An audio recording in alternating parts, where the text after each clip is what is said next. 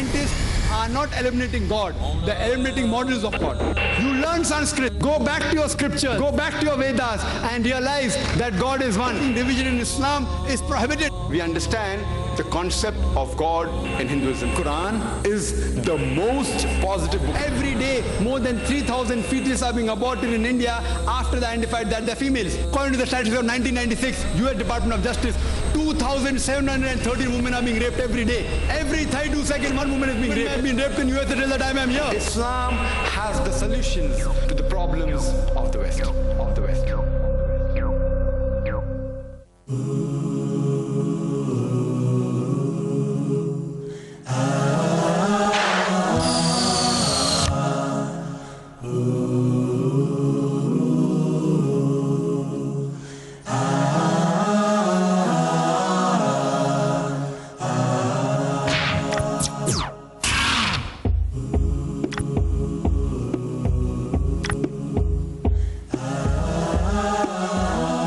Allah will not ask me on the day of judgment, is Osama bin Laden a terrorist or not? That is not my basis to pass the examination. That do you agree Saddam Hussein is a terrorist or not?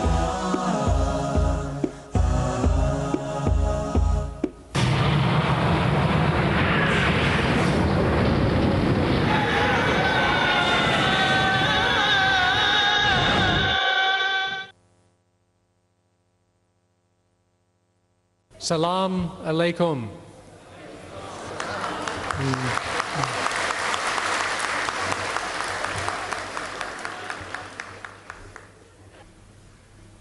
Freedom of religion is a central value in the U.S. There's a common belief that Americans don't care about religion. I'm here to tell you that is wrong. Americans care passionately about religion. For us, however, religion is perhaps more of a private than a public matter. For us, it matters very much that one chooses one's own religion because, in the end, one chooses one's own fate and one's own salvation.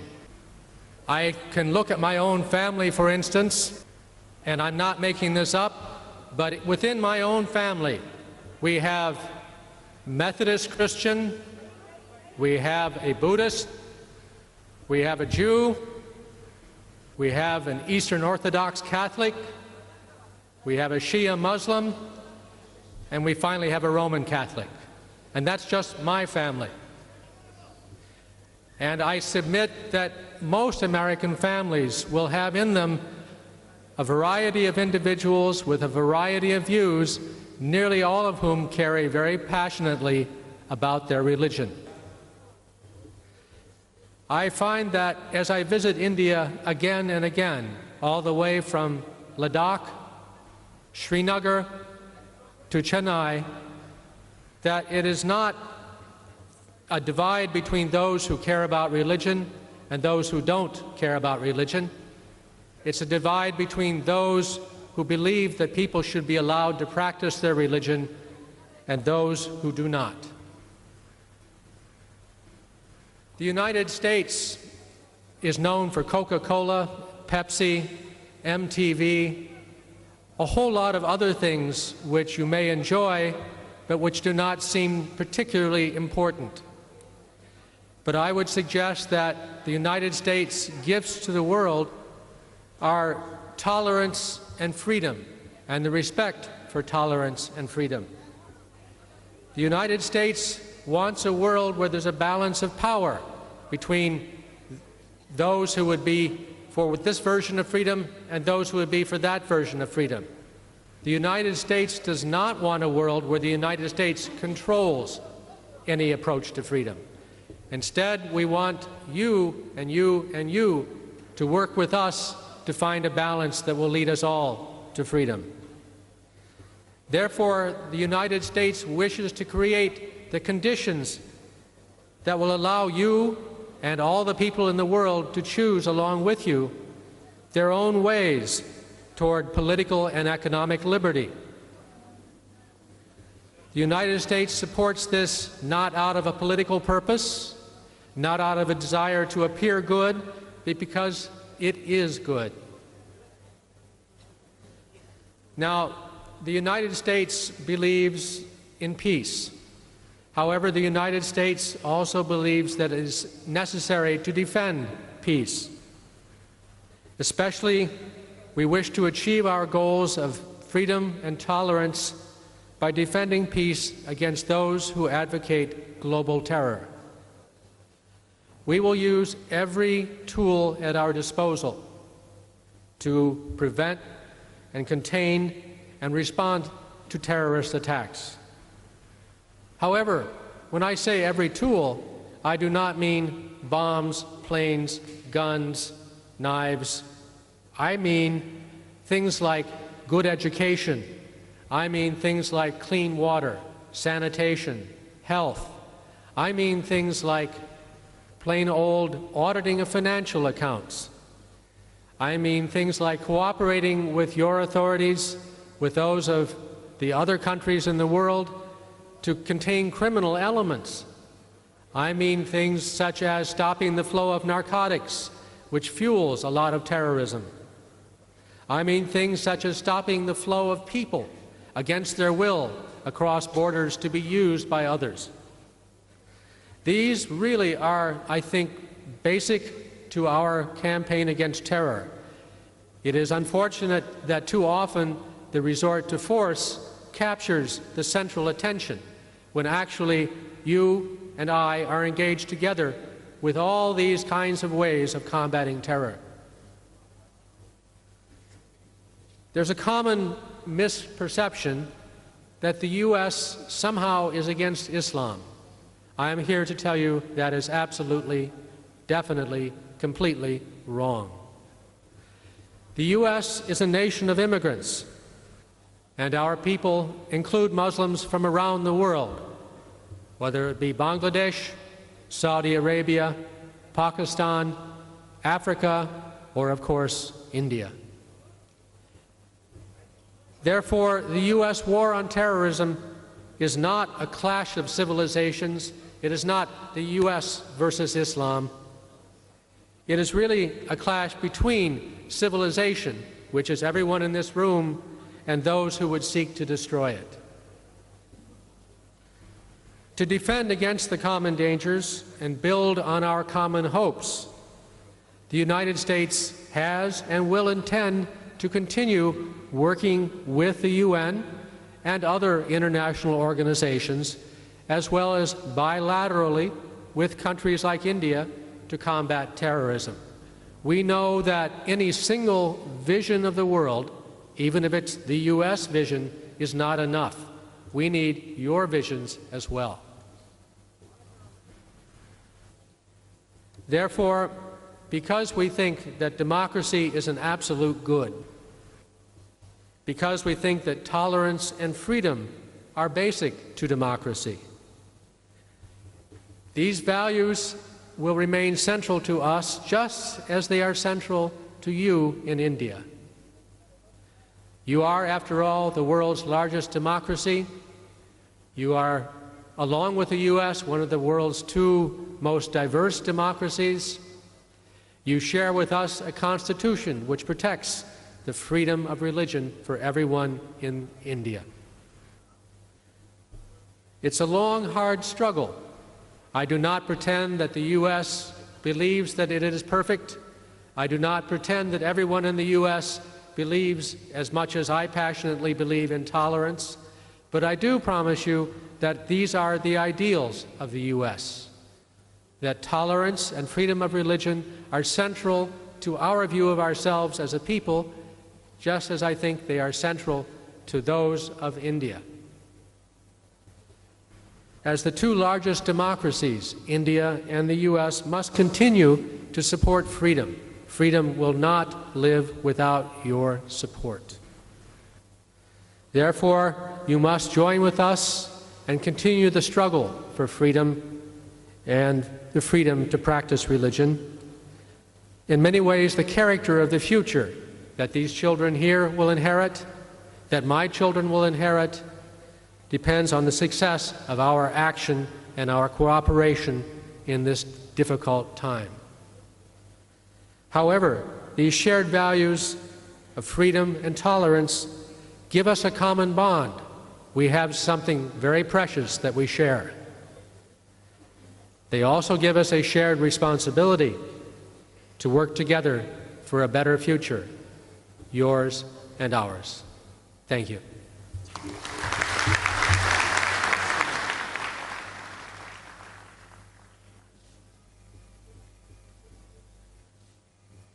Assalamu alaikum.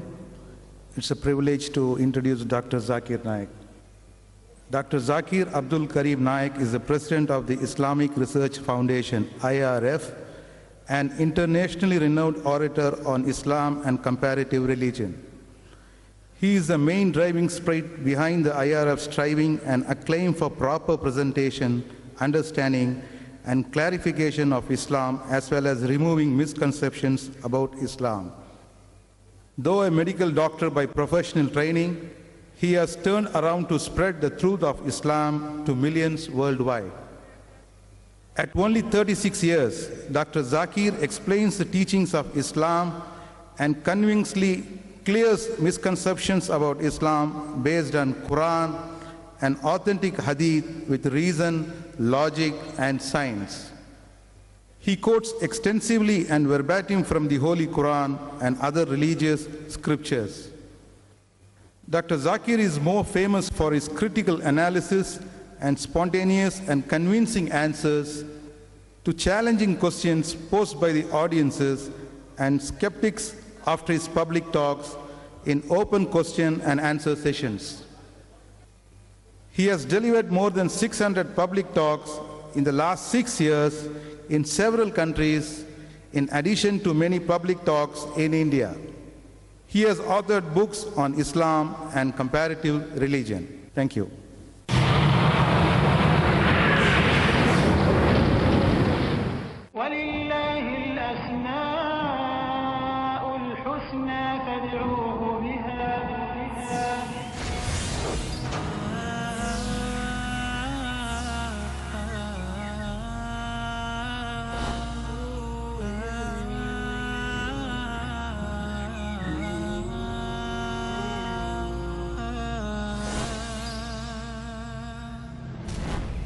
Al-Aziz, the Almighty.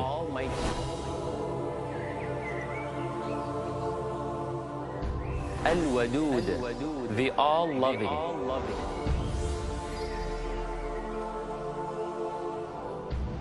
At-Tawwab, the Acceptor of your return.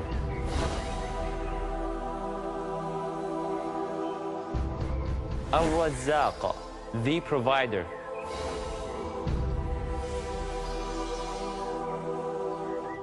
Al-Raqib, the All-Watchful. وَلِلَّهِ الْأَسْمَاءُ الْحُسْنَى. To Allah belongs the beautiful names.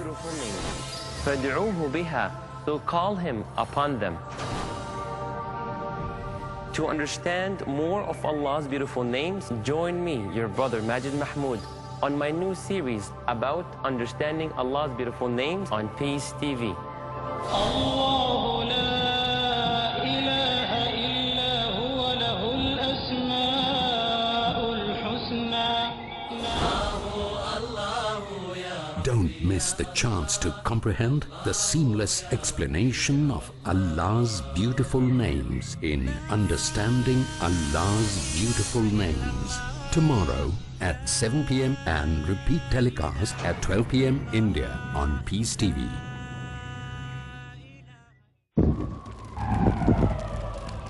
Dialogue. Discussion. Debate. Rebuttal. Conclusion. Eliminate misconceptions about religion. Get enlightened. Witness Dr. Zakir Naik in a battle of words in Crossfire. Tomorrow at 8:30 p.m. and repeat telecast at 10 a.m. India on Peace TV.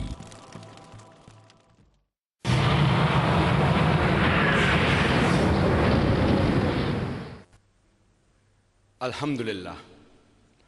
Wassalatu wassalam ala Rasulillah wa ala alihi wa sahbihi ajmain. Amma ba'd. A'udhu billahi minash shaitanir rajim. Bismillahir rahmanir rahim. وَقُلْ جَاءَ الْحَقُّ وَزَهَقَ الْبَاطِلُ إِنَّ الْبَاطِلَ كَانَ زَهُوقًا رَبِّ اشْرَحْ لِي صَدْرِي وَيَسِّرْ لِي أَمْرِي وَاحْلُلْ عُقْدَةً مِّن لِّسَانِي يَفْقَهُوا قَوْلِي. The respected chief guests, Dr. Richard Haynes, Dr. Amar Sena, Mr. Krishna Chanchoradia, the other dignitaries, my respected elders, and my dear brothers and sisters. I welcome all of you with the Islamic greetings. Assalamu alaikum wa rahmatullahi wa barakatuhu.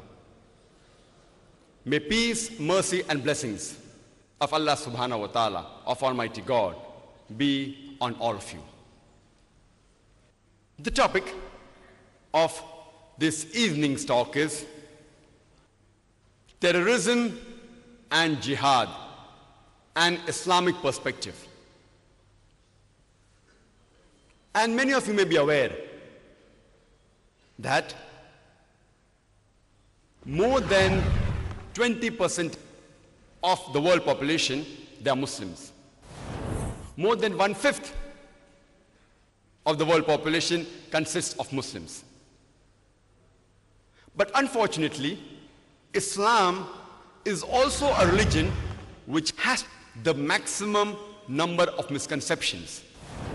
The people that have the maximum misconception about any religion as a whole is the religion of Islam, which also happens to be today the fastest growing religion of the world. And these misconceptions are increasing, especially after the 11th of September 2001. And today, number one, top of the list amongst the misconception is terrorism and jihad in Islam. Whenever a person hears about a Muslim, immediately he starts thinking of a fundamentalist or a terrorist. What is the meaning of the word fundamentalist? A fundamentalist is a person who strictly adheres to the fundamentals of a particular subject. For example, if a doctor has to be a good doctor, he should know, follow, and practice the fundamentals of medicine. Unless he is a fundamentalist in the field of medicine, he cannot be a good doctor. For a scientist to be a good scientist, he should know, follow, and practice the fundamentals of science. Unless he is a fundamentalist in the field of science, he cannot be a good scientist. For a mathematician to be a good mathematician, he should know, follow, and practice the fundamentals of maths. Unless he is a fundamentalist in the field of maths, he cannot be a good mathematician. You cannot paint all fundamentalists with the same brush, that all are good or all are bad. Depending upon the field in which a person is a fundamentalist, you can label him accordingly, whether he's a good human being or a bad human being. For example, if there's a person who's a fundamentalist robber, a fundamentalist thief, whose profession is to rob, whose profession is to steal, he is a nuisance to society. He's not a good human being. On the other hand, if you have a fundamentalist doctor whose profession is to save human lives, then he's a boon for society. He's a good human being. You can't paint all fundamentalists with the same brush, that all are good or all are bad. Depending upon the field in which he's a fundamentalist, you have to label him accordingly. I am proud to be a Muslim fundamentalist because I know, I follow, and I strive to practice the fundamentals of Islam. And I know that there is not a single fundamental of Islam which is against humanity as a whole. And I challenge any human being in the world to point out a single fundamental of Islam from the authentic sources of Islam which is against humanity as a whole. There may be certain people who may find that certain teachings of Islam, certain teachings of Quran, they are against humanity. But the moment you give the logical reason for it, the statistical record of the world, there will not be a single human being who can point a single fundamental of Islam which is against humanity as a whole. That's the reason I say I'm proud to be a fundamentalist Muslim. And I say in the same breath that for a Hindu to be a good Hindu, he should be a fundamentalist in the field of Hinduism. Unless he's a fundamentalist Hindu, he cannot be a good Hindu. For a Christian to be a good Christian, he should be a fundamentalist in the field of Christianity. Unless he is a fundamentalist Christian, he cannot be a good Christian. If you read the Webster's dictionary, it tells us that the word fundamentalism was first coined, was first used to describe a group of American Christians who were called as Protestant Christians in the earlier part of the 20th century when they objected to the church. Previously, the Christian church, they believe the message of the Bible was from Almighty God. These Protestant Christians, they protested and they said that not only is the message of the Bible from God, but every word, every letter of the Bible is from God. If any human being can prove that Bible is the word of God, then this movement of fundamentalism is a good movement. On the other hand, if someone proves that Bible is not the word of God, then this movement is not a good movement. If you read the Oxford Dictionary says that fundamentalist is a person who strictly adheres to the ancient doctrine of any religion. But if you refer to the new edition, the revised edition of Oxford Dictionary, there's a slight change in the definition. It says that fundamentalist is a person who strictly adheres to any ancient doctrine of any religion, especially Islam. The word especially Islam has been added in the revised edition of Oxford Dictionary. The moment you hear the word fundamentalist, you start thinking of a Muslim. That is a terrorist. And many a times, two different labels are given for the same activity of the same individual. For example, more than 60 years back, when we were ruled by the Britishers, when they were controlling India, there were certain Indians who were fighting for their freedom. These group of Indians, by the British government, they were labeled as terrorists. But those same people, by the common Indians, we call them as patriots, as freedom fighters. Same individual, same activity, two different labels. One group is calling them a terrorist, the other group is calling them freedom fighters, patriots. Same individual, same activity, two different labels. Therefore, before you give a label, you have to try and find out what is the reason that the person is giving the label. If you agree with the British government that Britain had a right to rule over India, you would call all these people as terrorists. But if you agree with the view of the common Indians that the Britishers came to India to do business, they had no right to rule over us, then you would call these people as freedom fighters. Same people, same activity, two different labels. And I'd like to give you one more example of Nelson Mandela, who was the ex-president of the new free South Africa. And we know that by the previous government, the white apartheid government, they called Nelson Mandela earlier as a terrorist. And they imprisoned him in Robben Islands for more than 25 years. But the same person, by the indigenous South Africans, they called him as a hero. Same person, same activity, two different labels. If you agree with the previous white apartheid government of South Africa that the color of the skin makes you superior, if your skin's color is white, it makes you superior, then we all have to agree that one of the greatest terrorists on earth was Nelson Mandela.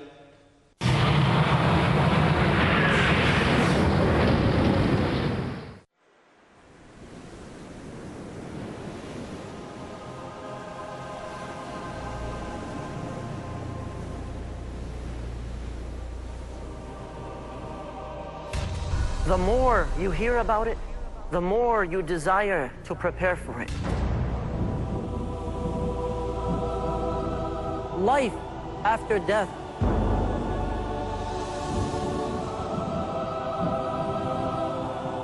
Journey of the soul. The day of resurrection.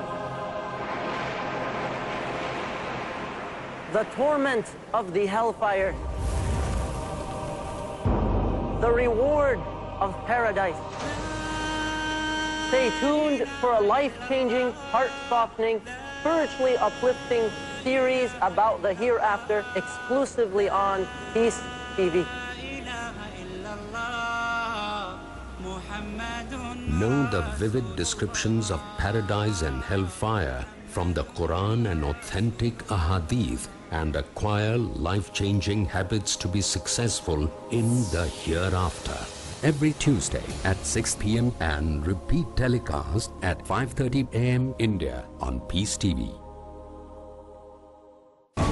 Let's come under the shade of the scholars. So the issue is a problem of knowledge. Asim Al-Hakim. Why do people do bid'ah? Imam Malik said, whoever claims there is a good innovation in the deen, Salim Al-Amri. he is accusing that Prophet Muhammad did not convey the message. Dr. Mamdouh Muhammad. If you know that the Prophet ﷺ did something and I do something else, you have to follow the Prophet ﷺ. Don't follow me. Abdul Rahim McCarthy. But if each one believes his goal is to please Allah, to follow the sunnah of Rasulullah ﷺ. Abdul Rahim Green. I think this really is to do with your internal state. Where does the Quran and Sunnah point to? Muhammad Al-Sharif. We have to follow what Allah and His Messenger said. Let's imbibe from these scholars the fruitful solutions for the problems of the world. Which one we would take and which one we would leave? Question to every Muslim. In the shade of the scholars. Tomorrow at 6 p.m. and repeat telecast at 5:30 a.m. India on Peace TV.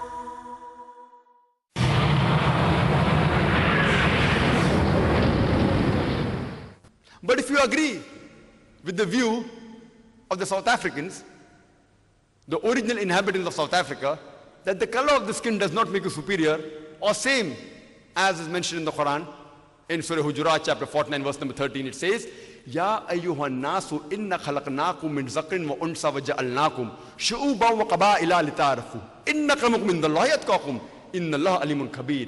O humankind, we have created you from a single pair of male and female, and have divided you into nations and tribes, so that you shall recognize each other, not that you shall despise each other. And the most honored in the sight of Almighty God is the person who has taqwa. The criteria for judgment in the sight of Almighty God is not color of the skin, it's not sex, it's not wealth, but it is taqwa, it is righteousness, it is piety, it is God consciousness.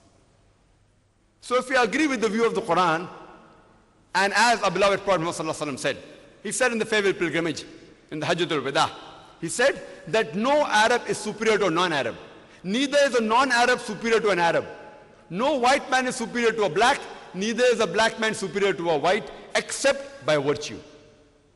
So if you agree with the view of the Quran and the saying of the beloved Prophet Muhammad, you would not call Nelson Mandela the terrorist, but you would call a person who's fighting for his rights. Therefore, before any person gives any label to any individual for any of his act, we have to first analyze for what reason is he doing the act. The number 2 on top of the list of misconception in Islam is jihad. And there is a great misconception regarding the meaning of the word jihad, not only amongst the non-Muslims, but even amongst the Muslims. Most of the people, irrespective whether they're Muslim or non-Muslim, they feel that any war fought by any Muslim for any reason whatsoever, irrespective whether it be for personal reasons, for political gain, for regions, for language, for any reason, if any Muslim fights a war, it is called as jihad. It is a great misconception not only among the non-Muslims, but even among the Muslims, that any Muslim fights a war, it is termed as jihad. Jihad comes from the Arabic word jahada, which means to strive, which means to struggle, which means to exert effort. And in the Islamic context, jihad means to strive against one's own evil inclination. Jihad in Islamic terminology also means to strive to improve the society. It even includes to strive in the battlefield in self-defense. And it even includes to strive to fight against tyranny and oppression. Jihad comes from the root word jahada, which means to strive, which means to struggle. For example, if a student strives to pass in his examination, in Arabic, we say he is doing jihad. He's striving, he's struggling to pass in the examination. If an employee strives, struggles to satisfy his employer, irrespective whether the work he is doing is good or bad, it is called as jihad. Irrespective whether the employee, whether he is doing good work or bad work, if he is striving to satisfy his employer, it is called as jihad. Jihad merely means to strive. If a politician strives to acquire vote, irrespective whether it's good or bad, it is referred to in Arabic as jihad. And there is another misconception as far as the word jihad is concerned.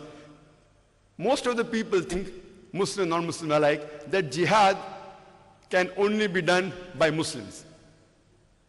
In fact, there are verses in the Quran in which Almighty God says that even the non-Muslims, they did jihad.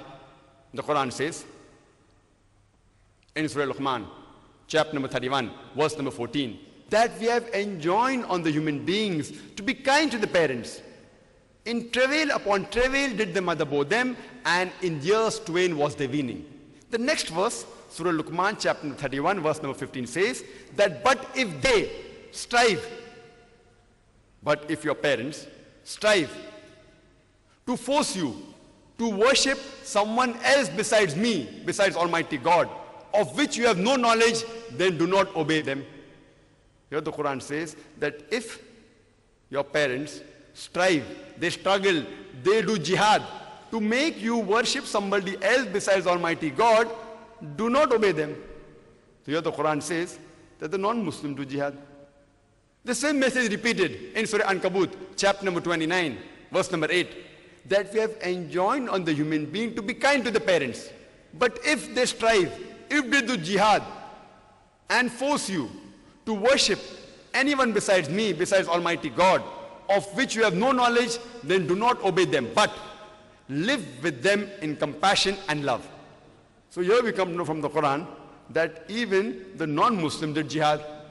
Further mentioned in the Quran in Surah Nisa, chapter number 4, verse number 76, that the believers, they fight in the way of Allah subhanahu wa ta'ala, and the unbelievers, they fight in the way of the Satan. So strive against the brothers of the Satan. Here again it speaks that the evil people, even they do jihad. So jihad is an Arabic word which merely means to strive, to struggle. In context, the believers, they strive in the way of Allah it is called as jihad fi sabilillah. And the evil people, they strive in the way of the Satan, it is called as jihad fi sabi shaitan. So jihad is of two types, good jihad and bad jihad also. Striving for the good cause, striving for an evil cause. But in the Islamic context, if it is not specified, it is taken for granted that the jihad is for a good cause, it is jihad fi sabilillah, it is jihad in the way of Allah subhanahu wa ta'ala. Unless specified, it's taken for granted that whenever jihad is mentioned, it means jihad fi sabilillah, jihad in the way of Allah subhanahu wa ta'ala.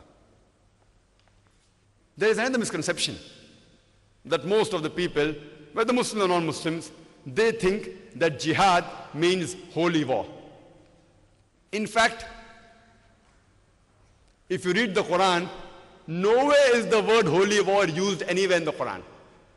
Nowhere will you find holy war mentioned in any of the authentic hadith of the Prophet, sayings of the Prophet Muhammad sallallahu alaihi wasallam. The Arabic translation for the English word holy war is Harbun Muqaddasa, which means a holy war. This word is nowhere mentioned in the Quran, nowhere it is mentioned in any of the authentic hadith of the Prophet. This word holy war was initially coined by the Orientalists when they started writing books on Islam, and unfortunately many of the Muslim scholars, even they translate jihad as holy war. It's unfortunate. If someone makes a mistake regarding the religion of Islam, unfortunately many of the Muslim scholars, even they use this English translation thinking that the most appropriate translation for the Arabic word jihad is holy war, which is totally wrong. The word which is used in the Quran, it is fighting, it is qital. It means to kill. And again, fighting is of two types.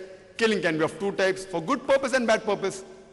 As Allah says in the Quran, in Surah Nisa, chapter number 4, verse number 76, that the believers, they fight in the way of Allah subhanahu wa ta'ala. They fight in the way of Allah subhanahu wa ta'ala. And the unbelievers, they fight in the way of the Satan. So the believers, let them fight against the brothers of the Satan. That means the evil people, they fight in the way of the devil, and the good people, they fight in the way of Almighty God. So jihad does not mean holy war. And qital merely means to fight. Qital fi sabilillah means fighting in the way of Allah subhanahu wa ta'ala, and qital fi sabi shaitan means fighting in the way of the Satan. This word jihad occurs in the glorious Quran several times, on several occasions. It's even used by our beloved Prophet Muhammad sallallahu alaihi wasallam, Muhammad, may peace be upon him, in several of the authentic hadith.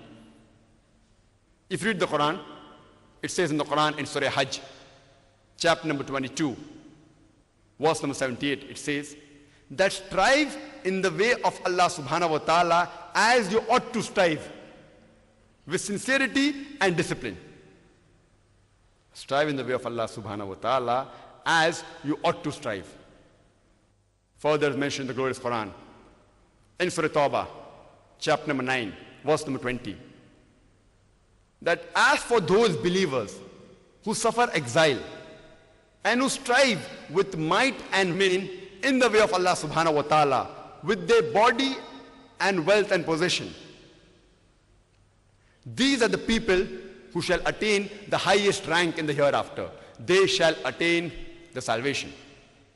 That means it says that all those people, the believers who suffer exile, and if they struggle, if they do jihad, if they strive in the way of Almighty God, doing good things, with all the possession, with the body, with the wealth, with the time, these are the people who shall achieve the highest rank in the hereafter, and they shall go to heaven. It's mentioned in the hadith of our beloved Prophet Muhammad sallallahu alaihi wasallam in Sahih Bukhari, volume number 4, hadith number 46. Our beloved Prophet Muhammad sallallahu alaihi wasallam said that a mujahid, a person who strives in Allah's way, and Allah alone knows who really strive in his way with the true intentions, is like a person who continuously fasts and prays. And if a person who's a mujahid, who strives in Allah's way, If he is killed, he shall go to paradise. And if he returns back, he will come back with a great reward as well as booty of the war.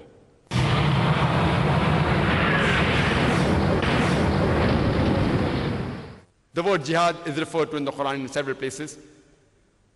Allah subhanahu wa ta'ala says in the Quran, in Surah Ankabut, chapter number 29, verse number 6, it says that strive in the way of Allah subhanahu wa ta'ala as you ought to strive. But Allah subhanahu wa ta'ala is free of all wants. It says that if you strive in the way of Allah subhanahu wa ta'ala, you are doing for your own selves. For Allah subhanahu wa ta'ala, the creator, is free of all wants. It indicates that if you are struggling in the way of Almighty God, it is for your own benefit. It is not for the benefit of Almighty God, because Almighty God is not dependent on any of His creations. He is independent. He does not require anyone's help. If you are struggling in His way, it is for your own benefit. And Allah says in the Quran, in Surah Tawbah, chapter number 9, verse number 24, Kul in kana abaukum. Say whether it be for your fathers, wa abnaukum, or your sons, wa ikhwanukum, or your brothers, wa azwajukum, or your spouses, your wives or husbands, wa ashiratukum, or your relatives, wa amwalun iqtaraftumuha, wa tijaratun takshawna qasadaha, wa masakinu tarzawnaha, the wealth you have amassed, the business in which you deal, the house in which you live. Allah is saying, what are your considerations? Are they your fathers, your sons, your brothers, your spouses, your relatives, the wealth you have amassed, the business in which you deal, the house in which you live? What are your considerations? And Allah continues, Ahabba ilaykum minallahi wa rasulihi wa jihadin fi sabilihi. If you love all these 8 things more than Allah, His messenger, and doing jihad in the way of Allah subhanahu wa ta'ala. Again the word jihad is used, indicating that if you love all these 8 things more than Almighty God, more than the messenger of Almighty God, or striving or struggling in the way of Almighty God, then fatarabbasu, wait, hatta ya'ti Allahu bi amri wallahu la yuhibbul fasiqin. Wait until Allah brings His decision unto you. Wait until Allah brings the destruction unto you. Wallahu la yuhibbul fasiqin. And Allah guides not the fasiq people. Allah says that if you love all these 8 things more than Allah, Almighty God, more than His messenger, and striving the way of Allah subhanahu wa ta'ala, then wait until Allah brings His decision unto you. And Allah guides not the fasiq people, the rebellious people. And you find several ahadith of the beloved Prophet Muhammad sallallahu alaihi wasallam which speaks about jihad. It's mentioned in Sahih Bukhari, volume number 4, hadith number 2784. It mentions Hazrat Aisha, may Allah be pleased with her, the wife of the Prophet. She asked the Prophet Muhammad sallallahu alaihi wasallam that shouldn't we go for jihad? And the Prophet said, the best jihad for you is the perfect Hajj. On another occasion, it's mentioned in Sahih Bukhari, hadith number 5792, that a person approached the Prophet and said that should I go for jihad? And here the jihad, struggling, refers to fighting against the evil people. So a person asks that should I go for jihad to fight against the evil people? So the Prophet asks him that do you have parents? The man says yes. So Prophet says the best jihad for you is to serve your parents. On the other occasion, which is mentioned in Sunnah Nisai, hadith number 4209, that a person asked the Prophet that which is the best of jihad? And the Prophet said the best jihad is to speak a word of truth against the tyrant ruler. Here you find that depending upon the situation, the best type of jihad, the best type of struggling keeps on differing. Sometimes the Prophet said the best jihad is performing perfect Hajj. That is the perfect pilgrimage.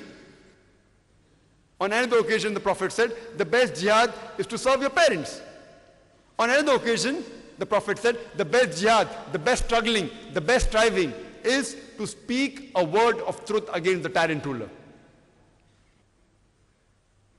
And the beloved Prophet Muhammad said, it's mentioned in Sahih ibn Hibban, that the Prophet said, a mujahid, person who strives, a mujahid is a person who strives against his own self for the cause of Allah subhanahu wa ta'ala.